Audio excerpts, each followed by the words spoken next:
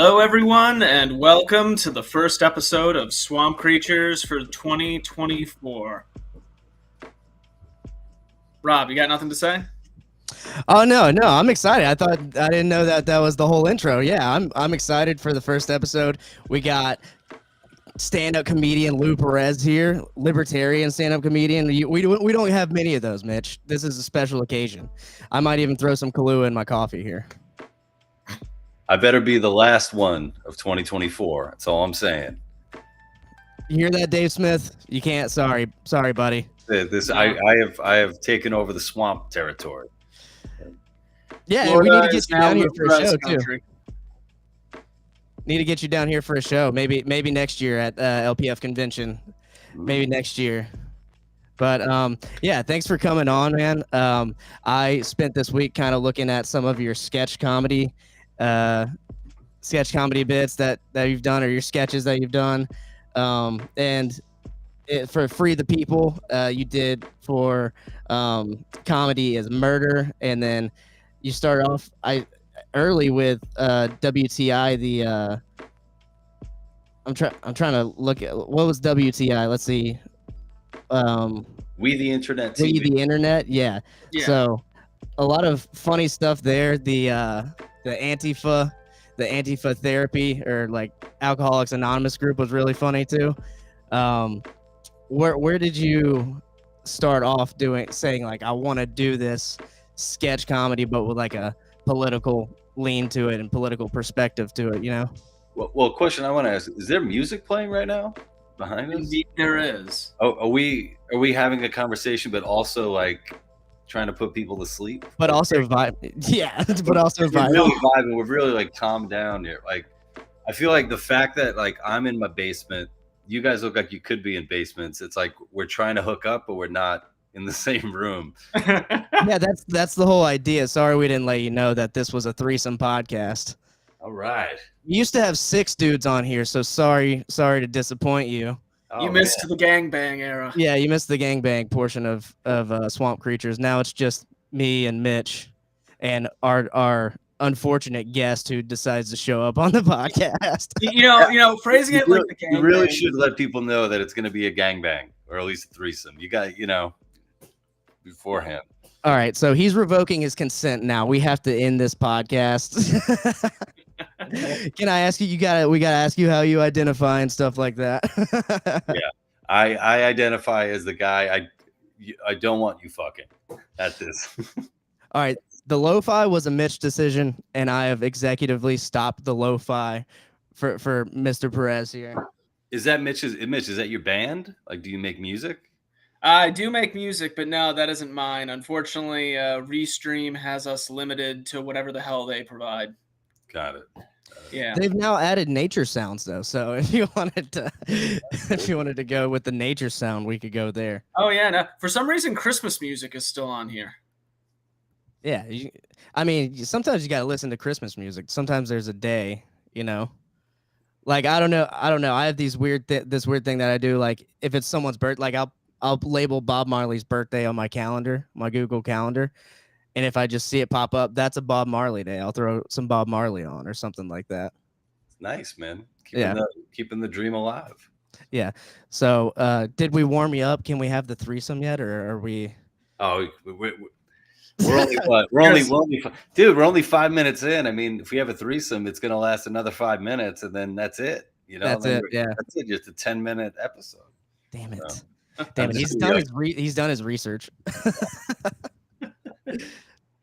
But so I guess my question was like, what inspired the sketch comic, part of your work, and then when did that start? Yeah, so I started doing sketch comedy back in college, and I started doing stand-up not too many years after that. I was probably like 27 or 28. And then I had never really done, political comedy, political sketch comedy. And then with We the Internet TV, I had this opportunity to marry the sketch comedy I was doing with, I guess, my my politics, and that's how they came together. It's like a lot of uh, with a lot of like my career in comedy, I just things just not necessarily things just sort of happen, but opportunities come up, and I sort of go with them and see, what can I do with it. Like there's a challenge there, So like going from doing sketch comedy with like my group, my duo Greg and Lou, and our videos are still like on YouTube. Uh, it's a challenge to try to bring politics into it without sounding like a preachy douchebag. Yeah. And you know, I think I'm bad have a pretty good batting average. I think every now and then I might come off as a preachy douchebag, but I'm one of those people who I admit that I might actually be harming liberty and the liberty movement by being vocal. I feel like there's a lot of people who are like activists who don't understand just like how they might be turning people off. So I'll come out and admit that I don't know how many people I've turned on to liberty, but I'm sure I've turned a few off. So. I mean, we have enough people that turn people off to liberty in the party anyway. Like I don't know. It's not. I don't think you're single handedly doing that or anything. Trust Anything me, like with that. yeah, I don't know if you know about James Weeks, but that bar is pretty No, I don't know pretty about. high. Oh, the guy who stripped on stage at the Libertarian Party National Convention. Oh yeah. Okay. Oh, he has a name. I didn't know. Yes. I Yeah. Yeah, I we know just he was refer to him as blogging. that naked guy, right? Yeah, he's sort of like he's the go-to. I think a lot of people always bring up when they talk about the LP not being a serious party. Yeah, he's like a go-to. I hope he's doing. I mean, I hope he's doing well. Hmm. I don't think he liked the takeover. Oh yeah. Yeah. The Mises takeover. I Yeah, mean, I don't. I could be wrong, but I don't think he did, if I'm remembering correctly. Is he like, I'm never taking my clothes off ever again for you people? Fuck you. We're done. You people can't have this. it's unfortunate. I hope he does it this year in DC. That'd be a statement, honestly. Just make a comeback. A literal comeback. It's time to bring it back. Yeah. No, I mean I didn't know his name either, so that's No. fine. I with the turning off people from liberty with the comedy, I don't see how you could do that when you're just trying to reach people. I think the people you would turn off are people who are already kind of set in their political beliefs, maybe, who are already on the other side of the aisle. Yeah, I go back and forth. So like with in the like we the internet days, the idea was, to put forward a different perspective, right? Because there aren't a lot of libertarians doing comedy to begin with, and you don't really see that point of view put out there. So it's like we're going to take on subject matters from this point of view, my personal point of view, and yeah, in hopes of like getting people talking. And with we the internet, that those were in like the days of, I think, like the glory days of like Facebook, where you would put out a video and we get like millions of views, and then like hundreds or sometimes thousands of comments, like people arguing, going back and forth on all these ideas. And after a while you'd forget that it all started with a friggin' comedy video. Mhm. So it seemed like there was a point there where maybe comedy was a way to reach to reach people. And I think people had reached out as well to say like, oh, I never thought of it that way, and thanks for being willing to speak up. But I think after a while, I think ultimately, just like as a comedian, I think all I can really hope for is just to put out what I think is funny and what I think is my take on whatever's happening. And if people find value in that, that's wonderful. Yeah. Go ahead, Mitch. Yeah, no, I think that really does provide a lot, and it seems like you, as well as like a lot of other people out there in the comedy world, like Ryan Long and such, who are like making this kind of sketch comedy, it's really helped provide an alternative. Like, I get sick of people who are constantly complaining about Saturday Night Live in this day and age, when it's so easy to just go online and find an alternative. Yeah, no, that's a good point. And in my book, I uh, I wrote a book, that joke isn't funny anymore, on the Oh yeah. death and rebirth of comedy. And um, I opened it by saying, like, one of the worst things that I did was I told my friends that I was writing a book about comedy, because what ended up happening was it just opened the floodgates, and they just kept sending me every shitty sketch, every shitty monologue, everything, every just atrocious stand-up bit, everything that was purported, supposedly comedy. And it's just like, man, this is fucking awful. And it's Hmm. like, if all you have comedy wise is SNL, then you're going to think, yeah, man, like comedy is either dead or it's been dying for a long time and there's nowhere for it to go. Meanwhile, there's like this whole other ecosystem happening, like almost a parallel universe of, great comedy happening online. Um, and that's something I think to be really hopeful about. Yeah, and I think it's really great to see that growing. And from I understand you were also a producer on Impractical Jokers at one point, and I kind of would want to know, like, how does that world differ from this one now? And like, what was your experience there? What was that like? Yeah, so I was a comedy producer. That's what we called it. They called it, for like the first season of Impractical Jokers. I forget how long I worked there, but it was coming up with bit ideas and jokes and that sort of thing. But I mean, ultimately, I mean, those guys are just so fucking funny that, Yeah. in a way, it's sort of like I remember being there. It was just like, I don't think you guys need me here. Like, I'm, I think you guys are, do very well, do very well on your own. I think one thing to be said about, Impractical Jokers is that that's just not a political show at all. Like, there's no politics there. It's like everything that's happening. I mean, I haven't caught up with it. It's been what? I mean, how many seasons have they had? Do they have like 20 seasons? There's so many. Yeah, I don't even know. A I lot. haven't watched it in a while, but uh, I mean, uh, Impractical, like, three of the hardest times that I've ever laughed, that I can remember laughing, was watching raw footage of Impractical Jokers when I first got the job. So when I first got the job, they sent, I think it was probably like 2 or 3 bits that they were doing, and one of them was like a supermarket prank, and it was probably like an hour, 2 hours, and I was like lying on my sofa watching this, bawled, like, I just had tears in my eyes laughing so hard, and it was just just kind of unadulterated, just funny. And so uh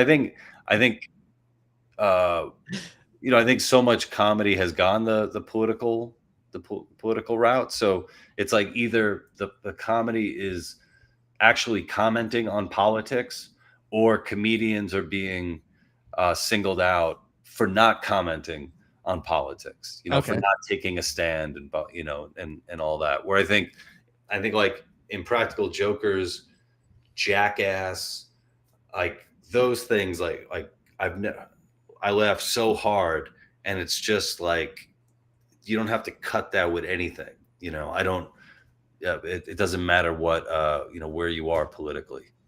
Yeah. Yeah, I and even it seemed like We the Internet was really good at doing that too at times. Like, there was that one prisoner one, that you guys did. Like, I'm so tired of people beating me up. Like that Yeah, that yeah. that It was. I was able to cast Grizz, from. He was from 30 Rock, and Grizz is one of Tracy Jordan, Tracy Moore. I forget the character's name. Like, one of his, like, buddies, bodyguards. He's a huge man,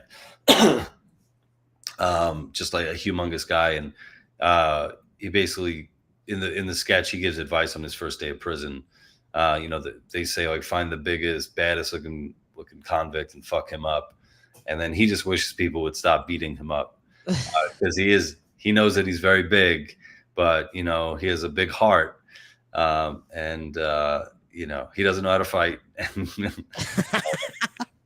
So, yeah, it was fun, like getting to sort of like upsetting people depending upon like which sketch they saw of ours, of mine first. Like they would see one sketch and be like, oh, you're a fucking libtard, and then the next sketch they would be like, oh, you're like a MAGA supporter. And it's like great to just like upset people on all sides of it. That's the beauty of being a libertarian. It's just keeping them guessing. It's like, no, you're wrong. You're wrong. I'm gonna upset you too. I'm gonna upset you as well. But it's kind of like the Daniel Tosh gay thing, except for politics. yeah, just keep them guessing. Yeah, no, he did an excellent job of keeping people guessing on whether he was a homosexual or not. Oh, did anybody guess right? Anyone? I mean, he's married. I'm pretty sure he's married. Yeah, he's married. He's talked Yeah. about it on his podcast. Nice. So I got to hit someone up and get $20 they owe me. So somewhere out there, someone owes me $20. He's gonna be like, "Fuck you! I'm not giving you $20." I don't know, man. I'm not even kidding. Like there was a bet at one point. Oh, that's fine. So like when you're doing your sketches, if they are political leaning, do you go to your normal like crew, and are they usually politically, the same as you? Like, oh, you just froze for a little bit. Oh, sorry. Okay. Are we back? Yeah, I got. Let's see. I got. Do I go to my normal, and then it just went. And then it got weird. Okay, when you're doing your political sketches, is there a crew that you normally stick with who are like, yeah, this is cool, this is what I believe in, or do you kind of are they kind of like, okay, we'll do it, but this didn't really how I feel personally. Well, one of the issues that I found early on when we were doing political sketches is that there were awkward moments like with casting. And there was a sketch that I put out called Burglars for Gun Control. Mm-hmm. And when I was casting it, I sent it to this actress who I had known for a few years, and she was an excellent actress. And she said she read the script, she really liked it, or she thought it was really funny, except she couldn't tell whether it was pro-gun or anti-gun. And I was like, oh, that's kind of cool. Like, yeah, not being able to tell. And then what became clear is that it was very important that she knew whether I was pro-gun or anti-gun before she would do this sketch. Mm-hmm. And I was going to lie to her. And I said, yeah, I am, pro-gun. And then, she just didn't feel comfortable doing it. And I just don't want to associate myself with those kind of sketches or people. And yeah, I mean, well, it's an actress, in Hollywood who's also looking to work on other stuff, so there could be, a stigma there. So, I get it. But that was an issue for a little while. There was a time at We the Internet where I wasn't doing as much on camera stuff, where I was doing more, behind the scenes production and casting and all that stuff. And then it just got to the point where, it's already tough enough to make anything, to write, to write something, to get the script you want, to put a crew together, to make a budget and all that. And then it's a creative work. So you want people to, feel comfortable in what they're doing and feel comfortable to experiment. So if I'm like second guessing, reaching out to somebody because, oh man, I don't know if they're going to like this, or, okay, they took the job because they maybe they need the money, but their heart's not really into it. It's like all that shit. It's just not conducive to a creative environment, So I decided, okay, well, I like all the stuff that I'm writing, so I'll play a role. So that's one person we don't have to worry about casting. And then what ended up happening is over the years, I kind of put together this stable of actors who I work with a lot, who are really talented. They're always down, and they're a lot of fun, and we have a great time, and we really respect one another in the work that we put out. So, uh, yeah, that's been an important thing. It's sort of like, find the people who, you want to work with and who want to work with you and who are going to elevate the material, instead of like worrying about, oh God, ugh, do I tell her do I tell her I'm pro gun just so she can get it? Yeah. It's so stupid. There's so many comics and there's so many people in, I guess, the comedy industry and, well, you alluded to it earlier, in like Hollywood, that want to stay away from political comedy in general, or whether it be that or or our particular viewpoints from as libertarians, right? So it's, I don't know, I found a lot of comics in the area where I'm at, even here in the South, like in the Southeast. You'll go do a show, and one of the showrunners will be like, "Hey, we don't really like political comedy, especially for, if you're going to do a 10-minute spot or something like that, because the crowd here, they want to get an escape from politics, or they don't really want to hear, someone they don't really know talking about or politics in their comedy." So, a lot of times it's tough to get booked Mm. if you do that kind of stuff. Is it do the crowds lean one way or another? Like being This was weird. I did a guest spot. It was like a 5-minute guest spot in Panama City, which I should have just done like my best 5 minutes, but I did a political joke in there, and normally it works pretty good, but I felt the crowd. I could feel the crowd like kind of tense up, and Yeah. it's more of a older, like, Republican crowd too. Mhm. So I feel like they kind of were guarded and didn't know which way I was going to go with it. And if I'm not Trump, they don't want to, they're like, I don't want to laugh at it if he's not pro Trump. I Mhm. don't know. Or if he's not my way. Yeah, and also I think like with probably with a lot of like Republican crowds, their experience of comedy, like mainstream comedy, like they're always getting shit on. Mm-hmm. They're always being made fun of. Every So single, like, yeah, yeah. they have like their sanctuary, is like, maybe there's like some shows on AM radio or Fox where they know, like, okay, these people aren't going to be shitting on me. They're going to say some stuff that I agree with, and I have a moment to enjoy that. So, when you get your ass up on stage, and then you have your setup, they're like, where the fuck is this coming from? Where's this going? Mm-hmm. Am I going to be, is this guy gonna make fun of me? Yeah, um, it's sort of like, the times we live in where, like how open are people to even just to hear you out? There's, the amount of times where there's like trigger words for all, for whether the left or the right, where, if they hear this word, it kind of like shuts off their ability to hear what comes after that. And Right. that sucks when you need, setups and punchlines, and you need the audience to be able to follow you along the way, at least allow you to get out whatever you're saying. Yeah. And I wasn't used to 5-minute, like little 5-minute sets, like guest spots. Yeah. And I would guess, like, you try your stuff at open mics, and you repeat your old stuff at open mics, but go into a show, you're like, okay, I'm gonna put this together. And that was one of my first 5-minute guest spots. So I was like, okay, we need to tighten that thing up for next time, but we'll see. We'll see how she goes. Mitch, Cool. you got anything? Because I wanted to ask a couple more. I mean, are they related to stand? If it's related to stand-up comedy, my good sir, go right away. Because honestly, I'm really interested in just what you guys are talking about here. Yes. I just want to know what's like one of the funniest moments you've had just doing comedy, maybe in stand-up wise, just in the hangs, and if you can share maybe a story or two Oh, on. wow. I was thinking about this the other day. Like, stand-up comedy is a really interesting, like, kind of art form, because you can have somebody with, only like a few years of experience can somehow manage to get up on a show with somebody who's like a legend.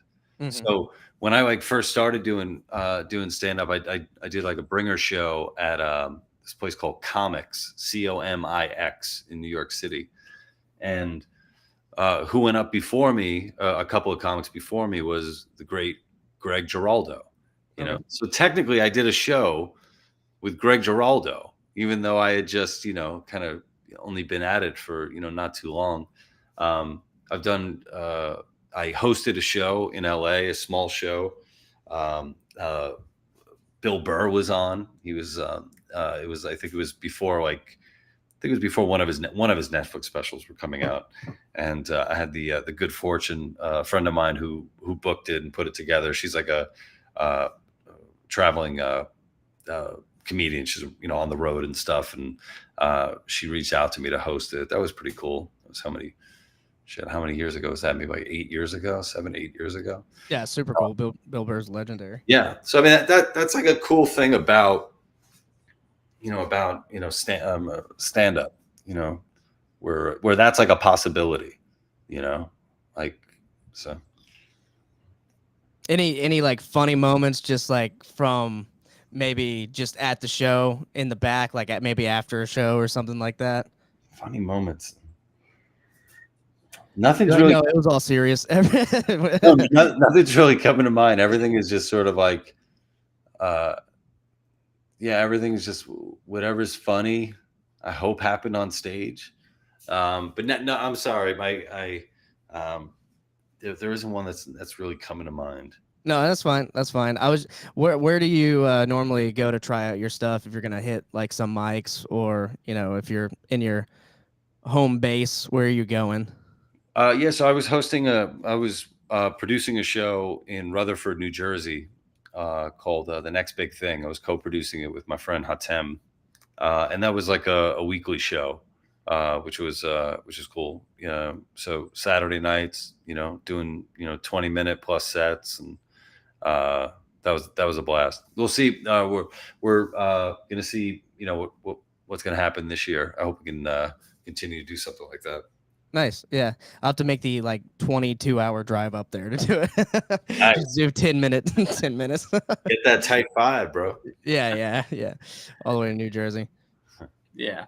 So now I guess I'm gonna tag in this threesome here and ask you a bunch of Oh yeah. because going back though, you brought up your book that you released. That joke isn't funny anymore. Do I have that correct? I hope Yeah, I had to bring it up. We were gonna let you bring it up. I just You're gonna let me bring it up? I talked about your we the internet and stuff. We got the clips from Gutfield ready to go. Nice. But no, I like I've been trying to get more into writing as well too, and it was really interesting to see you come out with this, and I just want to know, like, what was your process? Like, what sparked wanting to write this about this specific topic? Like what was the process of making this book like? Yeah, so the book, it came out of an article I wrote for the Wall Street Journal called "How I Became a Far Right Radical," and so it came out of that op-ed. And when I wrote the op-ed, I had someone who I was Facebook friends with, who was a publisher, and I was like, "Oh, wouldn't it be cool if I sent him this article?" And he said, "Oh, you should write a book." And so I sent him the article, and he said, "You should write a book." So that was pretty cool. So it was like suddenly it's like, shit. Now I'm writing a book. That was have to. Yeah. And yeah, and the process was I was lucky to be unemployed at the time. If that sounds like nobody wants to be unemployed. I don't want to be unemployed. Never want to be unemployed again. But at the time, I was able to devote, but my writing the book became my full-time job. And I was, able to, I forget how many months. I have it written down somewhere how quickly I banged out like the first draft. But yeah, it was like, the equivalent of like a 9 to 5, getting out, just waking up, writing. Yeah. And given the topic matter and what you do for a living, and did that ever become like black pilling at times, almost like, shit, where's all this going? No, not at all. It was actually it was a really as hard as it was a really good experience because I was able to look back on 20 years of comedy, and I was able to remind myself like, dude, you've been doing comedy for 20 years, at you know all different phases, like from not making any money to actually paying more money to do it than you were taking in, to a point where I was able to make a living doing it.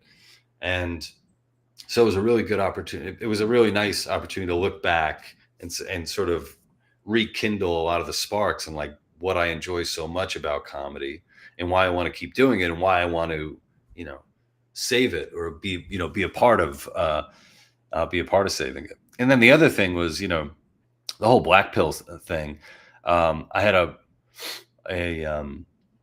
the night that I found out I was going to I was losing my job.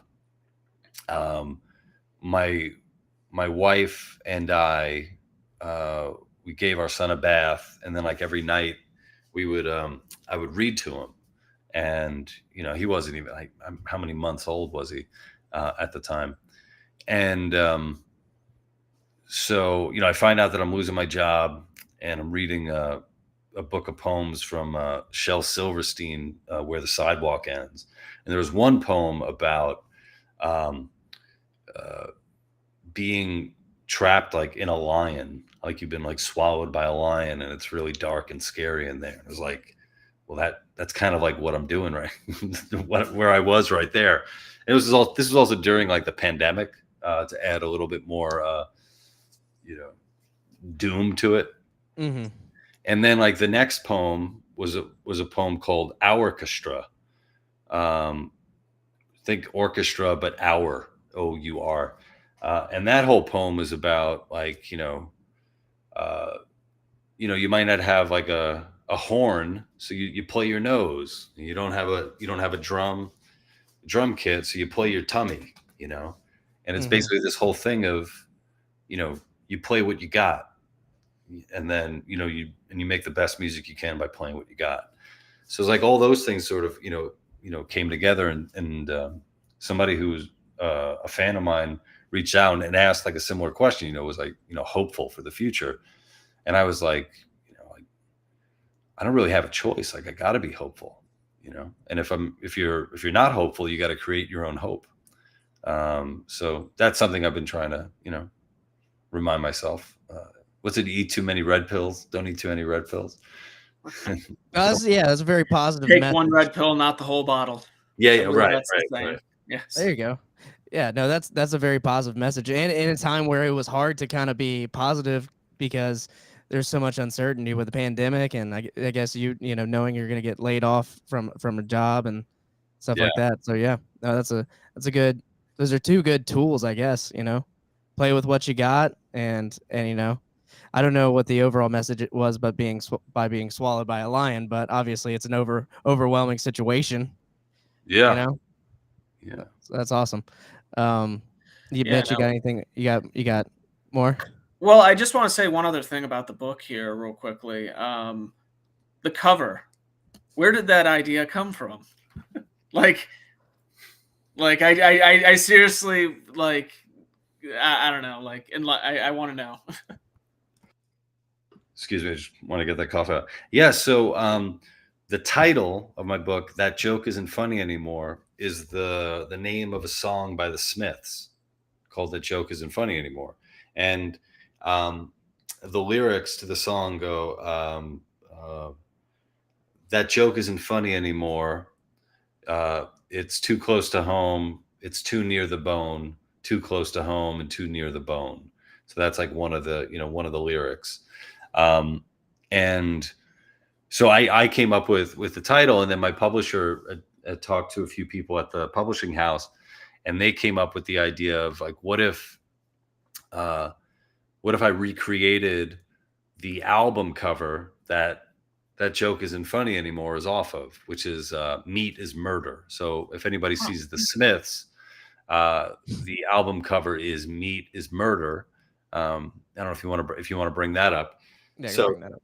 so it's like, yeah, I recreated the Smiths Meat is Murder cover, and on the cover there's an American soldier during Vietnam, and on his helmet the Smiths took off, I think, like "War is Hell" or something like that, and instead of they put "Meat is Murder," and then on my version it's "Comedy is Murder."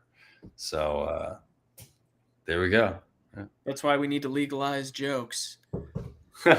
It's a little small, but there it is. Yeah. Yeah.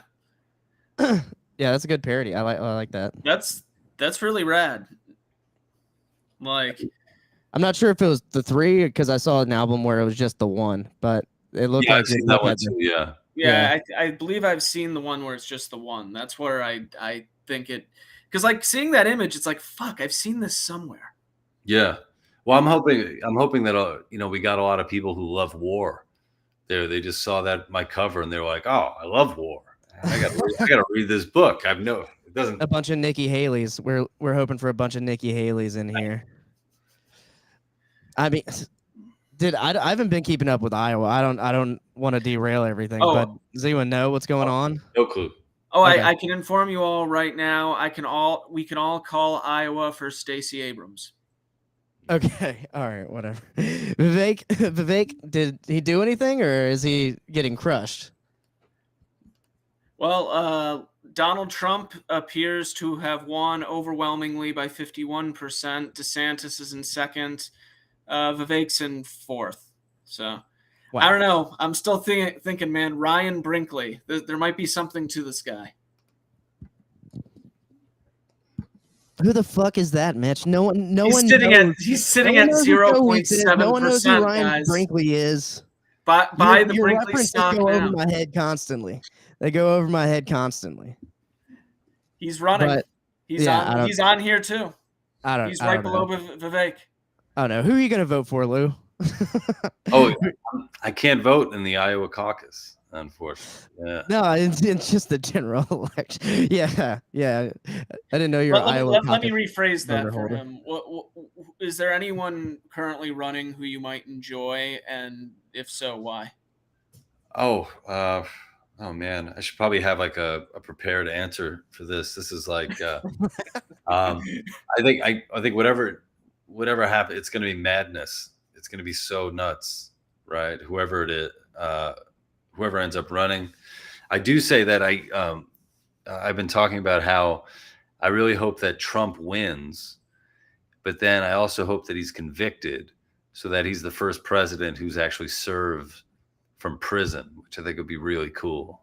Like he has to sneak out executive orders in some guy's asshole. Like I think that's going to be pretty interesting. He releases executive orders from jail like rappers do mixtapes. Yeah. Exactly. That'd be really cool. And he brings together all the different racial gangs and stuff. Yeah. It'd be in Florida. He'd probably go to jail in Florida too, so he'd probably get in jail with like Kodak Black or something. This is my executive order featuring Kodak Black. Very cool. No, yeah, that's a good way to step around the question, Lou. I'm glad I asked you who you're voting for. But yeah, I almost just turned off my computer. Yeah. Nice try. Yeah, nice try. I'm sorry. We're a political leaning podcast, so we talk about this sort of stuff. I respect you guys. This is a safe space. I don't have any more comedy questions. I guess I'll have to think of some as far as comedy, but as far as what you're doing now, do you have anything you're working on now that you want to let anyone know about? Yeah, so I have a series, Comedy is Murder, you brought up with Free the People. So we've had, I think, like six videos, I think, have come out, and we have some more on the way. So I'm excited about that. And yeah, I'm doing independent stuff myself, and producing. If anybody out there is looking to make stuff, hit me up. Let me know. I'm looking to make stuff. We're trying to get a sketch group together here in town. So if I have an idea, I'll shoot it your way. Well, if you're interested. I have no experience doing sketches or anything like that, but um, we have experience, setting up podcasts and whatnot. But we'll talk after, I guess. Oh, I was gonna say, if anyone wants to pay me, that's what I was. I have no money.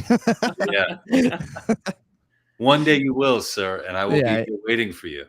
yeah, Just like that guy. The check is so long far away. Just like yeah. there's a guy who owes Mitch $20 because Daniel Tosh is or is not whatever Mitch said he was. Yeah. Yeah, no. Allegedly. Allegedly. Yes. No, I had an idea a while back that I shared with like some friend. It was like yeah, I guess it was politically leaning. It was like equal outcome housing. You know how they have equal opportunity housing? So equal outcome housing. So some dude just knocks on your apartment door. You answer it. You're like, "Hey, what's up?" And then they're like, "Hey, apartment manager, um, some guy in 305's pipes broke, so I'm here to break your pipe." So everyone basically has to get their pipes broken in the whole neighborhood. I don't know. That's the premise of it. I liked it. Yeah. I don't know. You can. How do the swamp monsters? How do you guys feel about that? Is that what you guys call your fans, swamp monsters? Or? That, I guess I mean, we've all called ourselves the swamp creatures on this show. How, the swamp monsters what do is you a good think of that? band What do you name. think about that idea? We're workshopping. What, like building on top of swamp creatures and do things with that? No, what do you think about just the idea, just the equal outcome housing idea? Hmm. Hmm. I think you might be on to something there. Okay. It's a premise. I don't know. You Yeah. just got some like low down plumber coming in to break your pipes instead of fix them. I think it's kind of funny. Whatever. We'll trash it for now. We'll table the discussion. Table it. Yeah, I think tabling is a good idea. I feel like there's a process to constantly drafting and redrafting things just to kind of maximize the most you can out of jokes. Like I've noticed the best sketches I've seen, it's almost as though it's one home run after another. Like I don't know how else to describe it. Would you say there's any sort of like formula, like creative formula to that of sorts, or is it just something that kind of just happens spontaneously? Like, Man, home run after home run.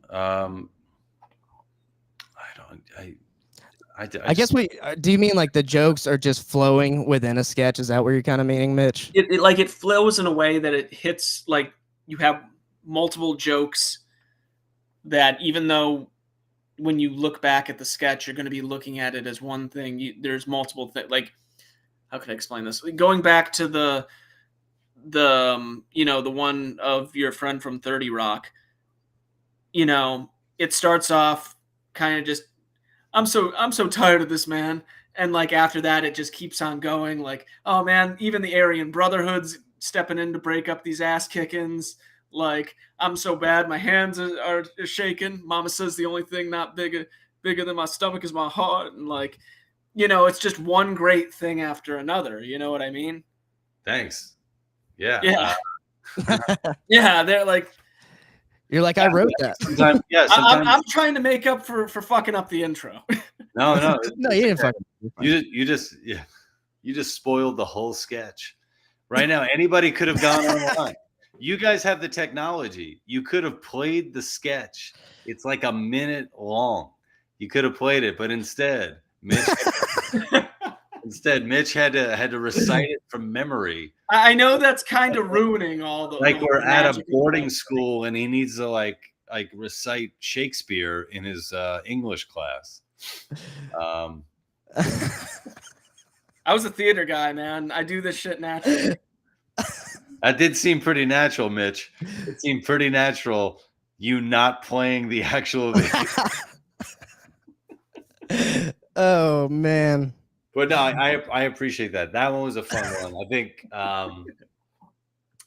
the home runs, and anybody, if you guys want to watch some of those home runs, you can go to YouTube, We the Internet TV, First Day of Prison. I think that'll come up. Yeah. Yeah, sometimes it just, things just come together well. And now if I try to play it now, I feel like I'm a little bitch at the same time. So I can't play it now. Obviously, you're gonna have to go do it on your own. I think you might have to play it. You think about okay, all right. I'll Because find it. I think what people are going to find is while Mitch thought that the original was the home run, in reality, Mitch's performance of it was the grand slam. Might as well have not even done it, honestly. Let's see. Honestly, if I did it if I remembered that well, I'm going to be really surprised. You did pretty good. Yeah. I did. Yeah. God I'm damn. a little scared at how well you remembered it, actually.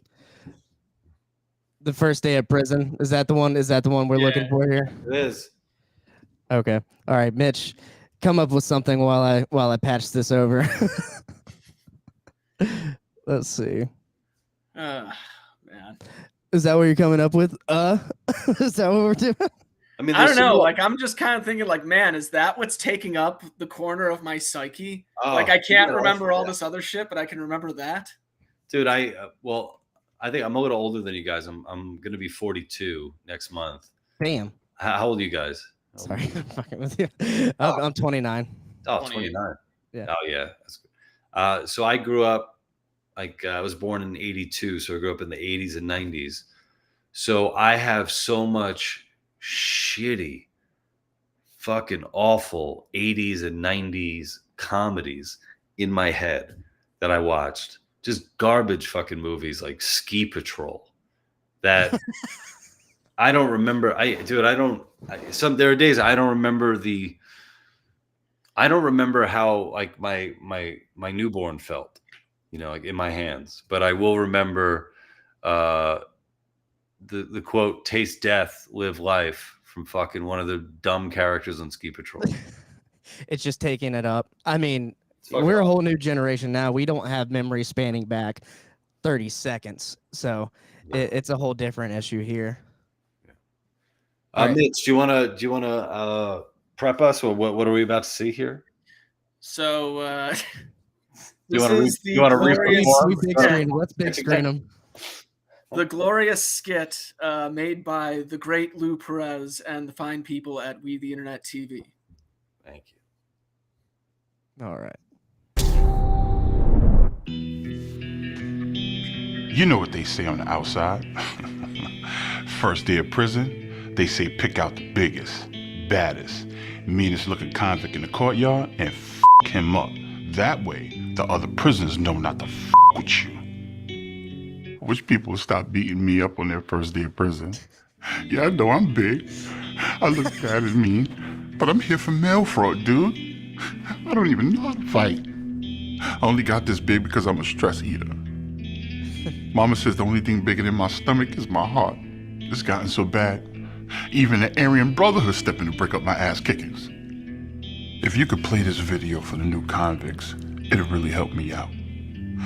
Please don't hurt me. I really can't take it anymore. My hands shake so bad, it's getting harder to knit.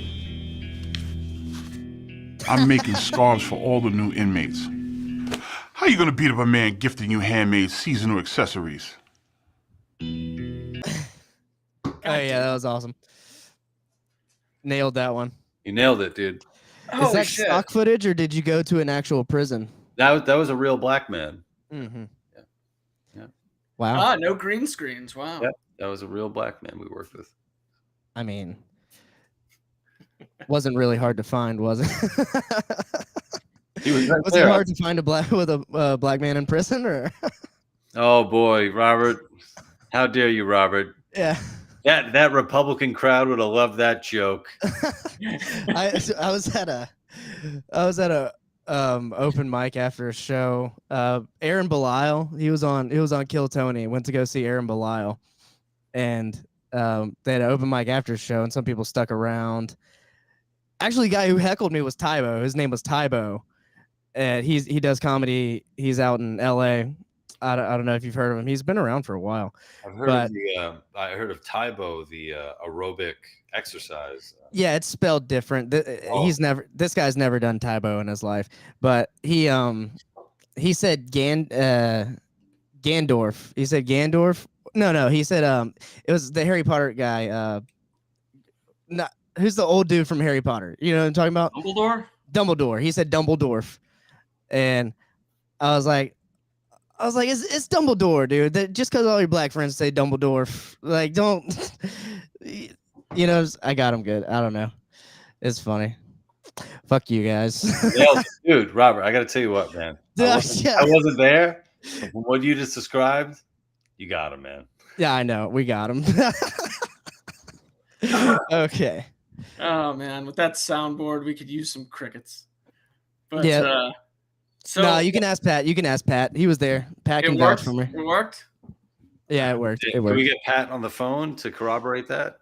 I can tell you. So I can tell you that he got up from his seat and walked around a few steps, hunched over, and clapped and kind of did the laughing thing. So that's pretty fucking good, honestly. And what was it again? A Gandalf? Gandorf. Gandorf. Yeah. No. Dumbledore? I don't know. Dumbledore. Because you're mixing, was it Lord of the Rings and Harry Potter? They like to add F's on things. Axe, let me ask you a question. It was a I don't know, something about Captain Kirk. Something racist, honestly. So, I don't know. While we're kind of talking, while we're going all over the place here, I might as well just ask. Right? Isn't that what we're talking? We are, right? Yeah. What are you doing right now? I know. I actually did have a little bit of a funny thing to bring up here. It better be, man. Mitch, it better be funny, dude. Yeah, we're not hitting home runs right now, Mitch. We got a lot of shit. Robert, we go back about a half hour ago. Robert asked me if anything funny had ever happened at one of my shows, and I blanked. So I'm not helping this podcast. You got to help. You got to bring us home, baby. Man, you are like our drill sergeant here. Our comedy drill sergeant. I think we needed it. I think we needed it. There was a break between 23 and 24, and we're just eating dicks right now, Mitch. It's okay. It's okay. We can do that. It's fine. All right. This was supposed to be an orgy. It is a threesome. You guys had a threesome planned. Mm-hmm. Man, I wasn't told about it, but the best laid plans. But you've been okay with it, so we want to thank you and take a survey at the end of this podcast and rate our experience and our dicks. But yeah, man, are you also a professional wrestler? Oh boy. Yeah, apparently if you look up Lou Perez, on Google, like there's a picture of me, and then there's like all these stats and stuff as if I'm a professional wrestler.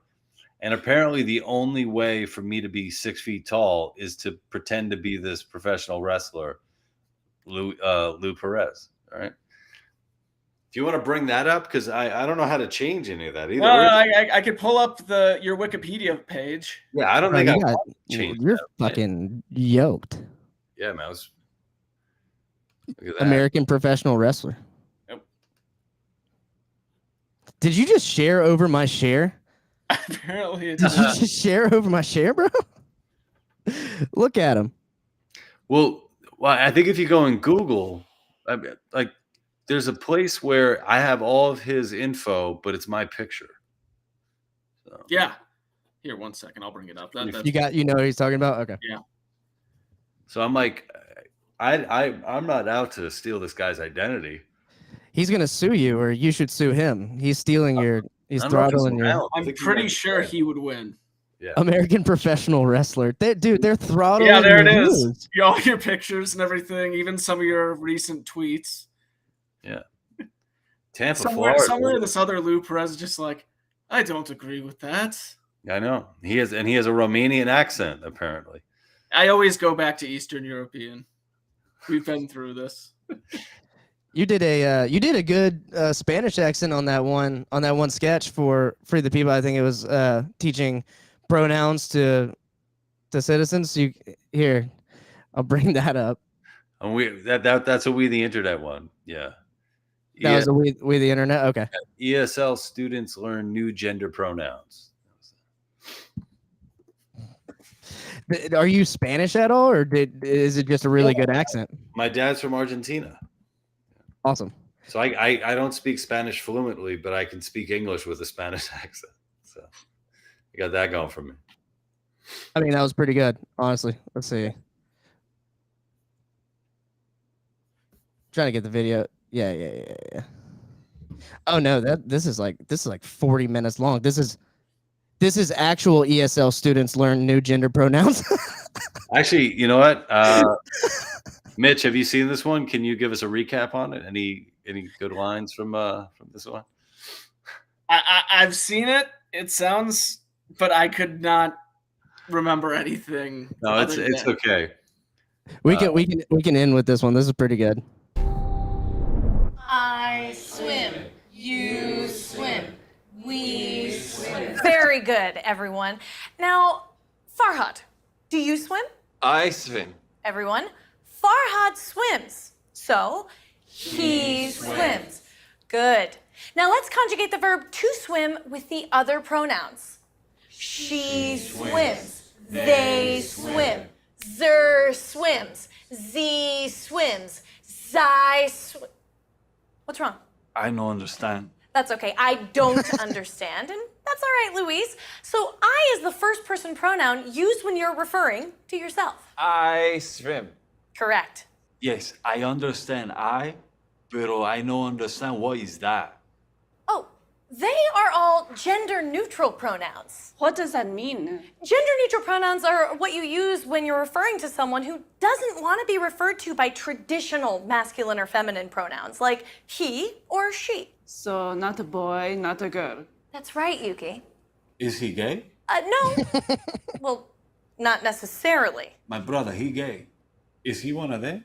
Do you know your brother's preferred pronouns? I don't know. My family not speak to him. Okay, cultures are different. It's important when studying and practicing English that you stay sensitive to the pronouns of others. Not a boy, not a girl. That's a table, Farhad. It is a table. You see, the table didn't choose its gender. Objects can't do that, but people can. For example, what is Yuki? Girl? Well, maybe. We don't want to misgender Yuki. Yes, I'm a girl. It could be. I am. All right. Yeah. That's super hard. Asian accent. She That's goes not- hard. Yeah. Is she is that an American actress or is she actually Jeez. kind of foreign? I'm gonna leave it up to you.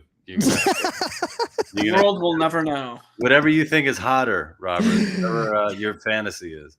Okay, North Korea. Yeah, But you could also be someone who was assigned female at birth, but now identifies as non-binary. So we would, in fact, use a gender-neutral pronoun for you, like Z. What is his sign? His homework? No. A sign is how you look on the outside, but how you feel on the inside, that is how we identify. Identify swim. Really, Farhad? I am confused. You shouldn't be confused, Yuki. Sorry. It's really not that hard, you guys. There's only 63 pronouns. 63 pronoun. Yes, and it's important before speaking to anyone that you ask, what is your preferred gender pronoun? I have to ask everyone that? Yes, of course. Louise, what if you accidentally referred to a Z as a za? Wouldn't you be embarrassed? No? Of course you would. You should be embarrassed. And you know what else? It's offensive, right? Right? And you want to be a gender ally, right? Right? You're not learning English to be a bigot, are you? Okay. All right, Louise gets it. Okay, so who is still confused? To swim.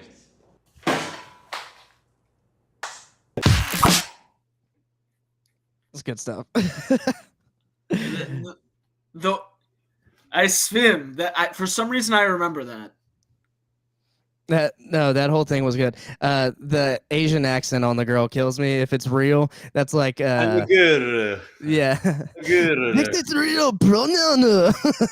That's it's like South Park, Japanese, Chinese, that episode, that level of exaggeration on the pronoun that just kills me. Shitty walk.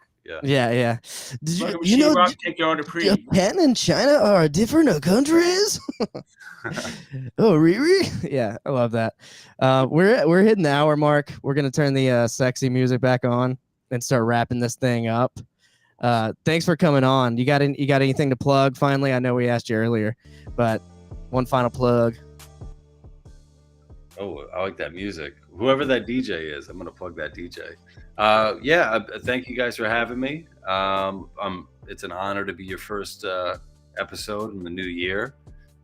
Please check out my book, That Joke Isn't Funny Anymore, on the death and rebirth of comedy. It's available on Amazon and everywhere else. And also, there's an audio book, and I narrate it. So I heard the sample. Yeah, you did a good job. I'm gonna try to listen to it after I have to take the bar here at the end of February, so I'm neck deep in reading those kind of books. But I'd like to read the book. But I love when comics release books, or anyone I like who releases a book, if they narrate it themselves. So that was really cool to learn that you narrated it yourself. Did they give you any pushback on that, or did you? No. All right, cool. No, and actually, I forgot what I was gonna say. I'm actually, no, I don't know what I was gonna say. You're good. Actually, no, nothing. No, it's fine. Anything else? You're good.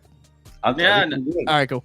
All right, cool. Well, I'm gonna be hosting the comedy show at the Libertarian Convention of Florida. Adam Nutter's gonna be there. Nice. We got featuring comics Sarah Bell and Blaze G coming. Jacksonville, Florida, January 19th. I think it's gonna be like 10 o'clock. So if you're at the convention, it's free. The LP is supplying us with these funny comics and me. hell yeah, and just go check out 1776 swag. I got all the campaign merch shilling to every Republican candidate and everyone out there currently running. So whether you even if you disagreed with everything we said here tonight and think we're all a bunch of shitlords, I probably have something for you. Mitch is like making ammo for both sides in the Civil War, pretty much. You see that meme of the dude selling bats between like the KKK and like the black people? Yeah, that's me. He's got whatever you need.